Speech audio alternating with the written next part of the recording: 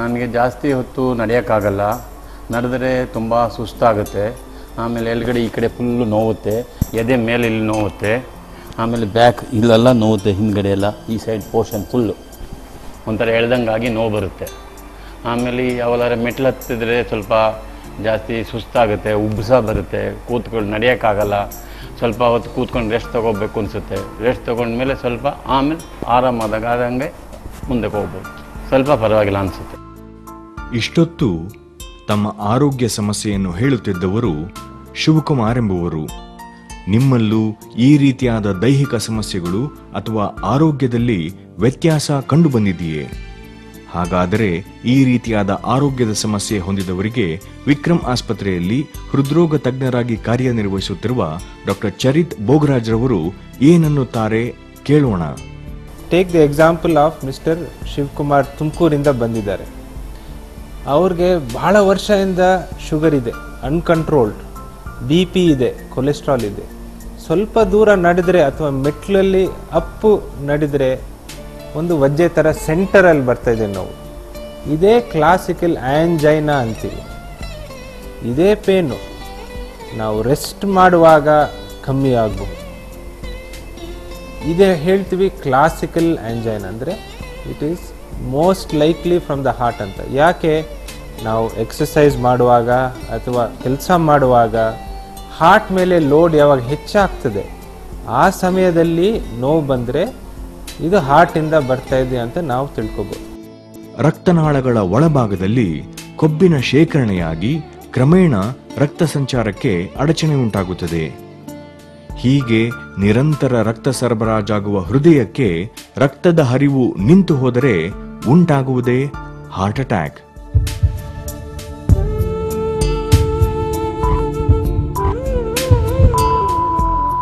ಈ ನಿಟ್ಟಿನಲ್ಲಿ ಬೆಂಗಳೂರಿನ ಮಿಲ್ಲರ್ಸ್ ರಸ್ತೆಯಲ್ಲಿರುವ ವಿಶ್ವದರ್ಜೆಯ ಚಿಕಿತ್ಸೆಗೆ ಹೆಸರಾದ ವಿಕ್ರಮ್ ಆಸ್ಪತ್ರೆಯಲ್ಲಿ ಹೃದ್ರೋಗ ಸಮಸ್ಯೆ ಉಳ್ಳವರಿಗೆ ಮುಂದುವರೆದ ತಂತ್ರಜ್ಞಾನ, ಉಪಕರಣ ಹಾಗೂ ಪರಿಣಿತ ವೈದ್ಯ ತಂಡ ಗುಣಮಟ್ಟದ ಚಿಕಿತ್ಸೆಯನ್ನು ನೀಡುತ್ತಿದೆ.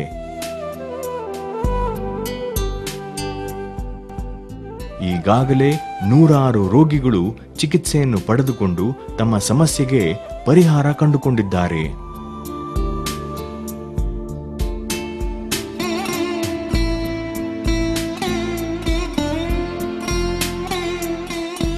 ಹೃದಯ ಜೈವಿಕವಾದ ಅಂಗ. ಇಡೀ ದೇಹಕ್ಕೆ ನಿರಂತರವಾಗಿ ರಕ್ತ ಸರಬರಾಜು ಮಾಡುವ ಯಂತ್ರವಾದ ಹೃದಯಕ್ಕೆ ಹೃದಯಾಘಾತ ಅಥವಾ ಹಾರ್ಟ್ ಅಟ್ಯಾಕ್ ಉಂಟಾಗಲು ಕೆಲವೊಂದು ರಿಸ್ಕ್ ಫ್ಯಾಕ್ಟರ್ಗಳು ಕಾರಣ. What are the warning signs of heart attack? ಇದು ನೀವು ತಿಳ್ಕೋಬೇಕು. ಹಾರ್ಟ್ ತೊಂದರೆ, ಶುಗರ್, BP, ಕೊಲೆಸ್ಟ್ರಾಲ್, ಇದೆಲ್ಲ ರಿಸ್ಕ್ ಫ್ಯಾಕ್ಟರ್ಸ್ ಅಂತೀವಿ. ಶುಗರ್, BP, ಕೊಲೆಸ್ಟ್ರಾಲ್, ಸ್ಮೋಕಿಂಗ್ ಮತ್ತು overweight, these are the most important risk factors to develop blockage in the blood vessels. ನಮಗೆ ನಡೆದರೆ ಉಸಿರಾಡ ಕಷ್ಟ ಅಥವಾ ಕೆಲಸ ಮಾಡುವಾಗ ಎದೆ ನೋವು, ಒಂದು ಭಾರ ಥರ ಅನಿಸೋದು, ಲೆಫ್ಟ್ ಹ್ಯಾಂಡ್ ನೋವು, these are the most important symptoms. Heart pain ಅಂತೀವಿ, ಆಂಜೈನಾ ಅಂತೀವಿ. ಹಾರ್ಟ್ ಅಟ್ಯಾಕ್ ಸಮಸ್ಯೆ ಕಾಡಲು ಪ್ರಮುಖ ಕಾರಣ ನಾವು ಅನುಸರಿಸುತ್ತಿರುವ ಜೀವನ ಶೈಲಿ. ಈ ಕಾರಣದಿಂದ ಸಣ್ಣ ವಯಸ್ಸಿನಲ್ಲಿಯೇ ಹೃದ್ರೋಗ ತೊಂದರೆಗಳು ಕಾಣಿಸಿಕೊಳ್ಳಲಾರಂಭಿಸಿವೆ. ಹಾರ್ಟ್ ಬಗ್ಗೆ ನಾವು ಯಾಕೆ ಇಷ್ಟು ಸ್ಟ್ರೆಸ್ ಮಾಡ್ತಾ ಇದ್ದೀವಿ? ಬರ್ತಾ ಬರ್ತಾ ನಮ್ಮ ದೇಶದಲ್ಲಿ ಹೇಗೆ ಶುಗರು, BP ಇದೆಲ್ಲ ಹೆಚ್ಚಾಗ್ತಾ ಇದೆ, ಅದರ ಜೊತೆಗೆ ಹಾರ್ಟ್ ರಕ್ತನಾಳ ಒಳಗಡೆ ಬ್ಲಾಕ್ ಫಾರ್ಮೇಷನು ಹೆಚ್ಚಾಗ್ತಾ ಬರ್ತಾ ಇದೆ. ನಾರ್ಮಲ್ ಆಗಿ 60 ಇಯರ್ಸ್ 70 ಇಯರ್ಸ್ ಅವ್ರಿಗೆ ಹಾರ್ಟ್ ತೊಂದರೆ ಬರ್ತದೆ ಅಂತ ಮುಂಚೆ ನಾವು ತಿಳ್ಕೊತಿದ್ವಿ. ನಮ್ಮ ಈ ಸೆಂಚುರಿಯಲ್ಲಿ ಲೈಫ್ ಸ್ಟೈಲ್ ಚೇಂಜ್ ಜೊತೆಗೆ, ಮಾಡರ್ನೈಸೇಷನ್ ಜೊತೆಗೆ ಹಾರ್ಟ್ ತೊಂದರೆ 40 ಇಯರ್ಸ್ 50 ಇಯರ್ಸ್ಗೂ ಜನರಿಗೂ ಬರ್ತಾ ಇದೆ. ಸಾಮಾನ್ಯವಾಗಿ ಯುವ ಜನಾಂಗದವರು ಕೂಡ ಹಾರ್ಟ್ ಅಟ್ಯಾಕ್ನಂತಹ ಸಮಸ್ಯೆಗಳನ್ನು ಎದುರಿಸುತ್ತಿದ್ದಾರೆ. ಇದಕ್ಕೆ ಪ್ರಮುಖ ಕಾರಣ ಧೂಮಪಾನ ಹಾಗೂ ಮಾನಸಿಕ ಒತ್ತಡ. ನನಗೆ ಪ್ರೆಷರ್ ಜಾಸ್ತಿ ಇರೋದ್ರಿಂದ ನನಗೆ ಸ್ಮೋಕಿಂಗ್ ಹ್ಯಾಬಿಟ್ ಇದೆ.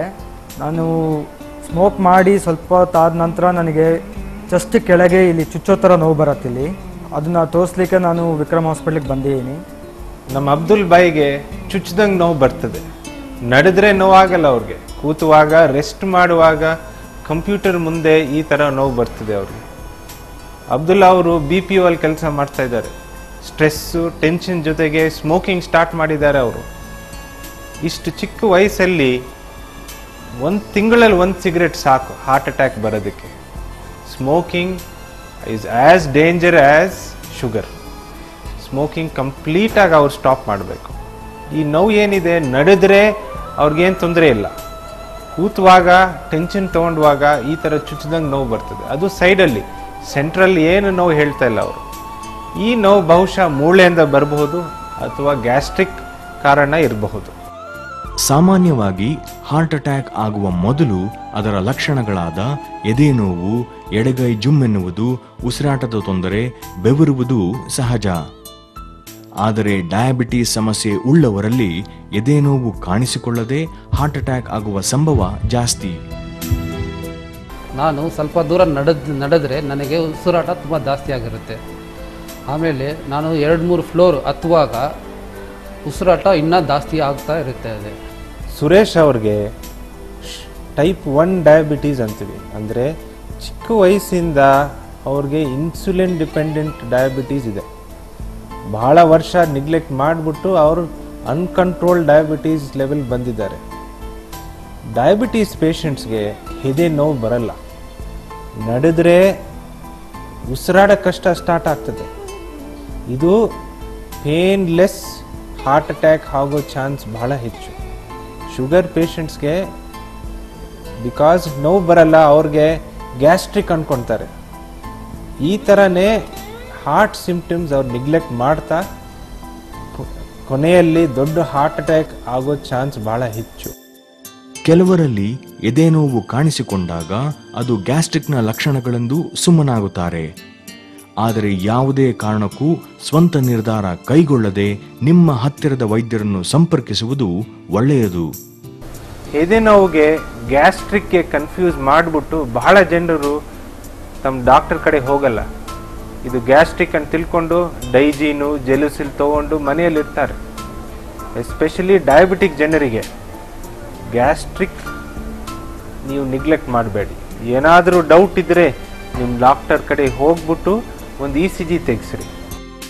ಎದೆ ನೋವು ಇದ್ದಾಗ, ಹಾರ್ಟ್ ಅಟ್ಯಾಕ್ ಬಗ್ಗೆ ಸಂಶಯವಿದ್ದಾಗ ಕೆಲವೊಂದು ಪರೀಕ್ಷೆಗಳನ್ನು ಮಾಡಿಸಿಕೊಳ್ಳುವುದರಿಂದ ಅನುಮಾನವನ್ನು ಬಗೆಹರಿಸಿಕೊಳ್ಳಬಹುದು. ವರ್ಷಕ್ಕೊಮ್ಮೆ ಮಾಸ್ಟರ್ ಹೆಲ್ತ್ ಚೆಕಪ್ ಹೇಗೆ ಮಾಡ್ತೀವಿ ಹಾಸ್ಪಿಟ್ಲಲ್ಲಿ ಅಥವಾ ನಿಮ್ಮ ಫ್ಯಾಮಿಲಿ ಡಾಕ್ಟರ್ ಕಡೆ, ECG, ಎಕೋ, ಟ್ರೆಡ್ಮಿಲ್, ಈ 3 ಟೆಸ್ಟ್ಗಳ ಜೊತೆಗೆ ಹಾರ್ಟ್ ತೊಂದರೆ ಇದೆಯೋ ಇಲ್ಲೋ ಅಂತ ನಾವು ಕಂಡುಹಿಡಿಬೋದು. ECG ನಮ್ಮ ಹಾರ್ಟ್ ಎಲೆಕ್ಟ್ರಿಕಲ್ ಸಿಸ್ಟಮ್ ಹೇಗಿದೆ ಅಂತ ಇನ್ಫಾರ್ಮೇಷನ್ ಕೊಡ್ತದೆ. ಇದ್ರ ಮುಂಚೆ ಏನಾದರೂ ಹಾರ್ಟ್ ಅಟ್ಯಾಕ್ ಆಗಿದೆಯೋ ಇಲ್ಲೋ ಅಂತ ನಮಗೆ ಗೊತ್ತಾಗ್ತದೆ. ಎದೆ ನೋವು ಇದ್ದಾಗ ನಾವು ECG ತೊಗೊಂಡ್ರೆ ಅದು ಬಹಳ ಸ್ಪೆಸಿಫಿಕ್, ಹಾರ್ಟ್ ತೊಂದರೆ ರೂಲ್ ಔಟ್ ಮಾಡ್ಬೋದು. ಎಕೋ ಟೆಸ್ಟ್ ಅಂದರೆ ಹಾರ್ಟಿಗೆ ಅಲ್ಟ್ರಾಸೌಂಡ್, ಅದು ಹಾರ್ಟ್ ಪಂಪಿಂಗ್ ಆ್ಯಕ್ಷನ್ ಹೇಗಿರ್ತದೆ ಅಂತ ನಾವು ನೋಡ್ಬೋದು. ವಾಲ್ವ್ಗಳಲ್ಲಿ ಏನಾದರೂ ಲೀಕೇಜ್ ಇದೆಯೋ ಇಲ್ಲೋ ಅಂತ ಗೊತ್ತಾಗ್ತದೆ. ಓವರ್ ಆಲ್ ಪಂಪಿಂಗ್ ಆ್ಯಕ್ಷನ್ ಚೆನ್ನಾಗಿದೆಯಾ ಅದು ಅಥವಾ ಇದ್ರ ಮುಂಚೆ ಏನಾದರೂ ಹಾರ್ಟ್ ಅಟ್ಯಾಕ್ ಆಗಿದೆಯಾ ಅಂತ ನಮಗೆ ಕ್ಲಿಯರಾಗಿ ಕಂಡುಹಿಡ್ಬೋದು.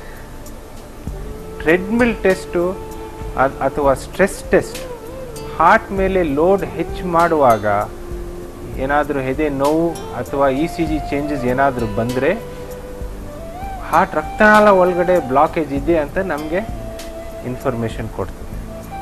ಈ 3 ಟೆಸ್ಟ್ಗಳು ನೀವು ವರ್ಷಕ್ಕೊಮ್ಮೆ ಮಾಡಿದರೆ ಸೇಫ್ಟಿ ಇರಬಹುದು ಟು ಪ್ರಿವೆಂಟ್ ಹಾರ್ಟ್ ಅಟ್ಯಾಕ್. ನಮ್ಮ ಹೃದಯ ಆರೋಗ್ಯವಾಗಿದ್ದರೆ ನಾವು ಕೂಡ ಆರೋಗ್ಯವಂತ ಜೀವನ ನಡೆಸಬಹುದು. ಇದಕ್ಕಾಗಿ ಕೆಲವೊಂದು ಮುಂಜಾಗ್ರತಾ ಕ್ರಮ ಕೈಗೊಳ್ಳುವುದರ ಜೊತೆಗೆ ಹೃದಯಕ್ಕೆ ಯಾವುದೇ ಕಾಯಿಲೆ ಬರದಂತೆ ನೋಡಿಕೊಳ್ಳಬಹುದು. ಹಾರ್ಟ್ ತೊಂದರೆ ಅವಾಯ್ಡ್ ಮಾಡ್ಬೋದು. ಹೇಗೆ? BP, ಶುಗರ್, ಕೊಲೆಸ್ಟ್ರಾಲ್, ಇದೆಯೋ ಇಲ್ಲ ಅಂತ ನೀವು ರೆಗ್ಯುಲರ್ ಆಗಿ ಟೆಸ್ಟ್ ಮಾಡಿಕೊಂಡು ನಿಮ್ಮ ಫ್ಯಾಮಿಲಿ ಡಾಕ್ಟರ್ ಜೊತೆಗೆ ಅದು ಕರೆಕ್ಟಾಗಿ ಕಂಟ್ರೋಲಾಗಿ ಇಟ್ಟಿರಬೇಕು. ಸ್ಮೋಕಿಂಗ್ ಕಂಪ್ಲೀಟಾಗಿ ಸ್ಟಾಪ್ ಮಾಡಬೇಕು. ಎವ್ರಿ ಡೇ ನೀವು ದಿನ ಮಿನಿಮಮ್ 30 ಮಿನಿಟ್ಸ್ ಬ್ರಿಸ್ಕ್ ವಾಕಿಂಗು ಅಥವಾ ಜಾಗಿಂಗ್ ಏನಾದರೂ ಸ್ಪೋರ್ಟ್ಸ್ ಆ್ಯಕ್ಟಿವಿಟಿಯಲ್ಲಿ ನೀವು ಇನ್ವಾಲ್ವ್ ಆಗಬೇಕು. ಸ್ಟ್ರೆಸ್ ನೀವು ಭಾಳ ಸೀರಿಯಸ್ ಆಗಿ ತಗೊಂಡು ಅದನ್ನು ಕಮ್ಮಿ ಮಾಡಿಸ್ಬೇಕು. ಯೋಗ, ಮೆಡಿಟೇಷನ್ ಇದೆಲ್ಲ ಹೆಲ್ಪ್ ಆಗ್ತದೆ ನಿಮಗೆ. ಶಿಸ್ತುಬದ್ಧ ಜೀವನ ಕ್ರಮ, ಒತ್ತಡ ಮುಕ್ತ ಜೀವನ ಹಾಗೂ ಹೃದಯದ ಬಗ್ಗೆ ಸಂಪೂರ್ಣ ಅರಿವು ಇದ್ದರೆ ಹೃದ್ರೋಗ ಸಮಸ್ಯೆ ನಿಮ್ಮ ಬಳಿ ಸುಳಿಯದು.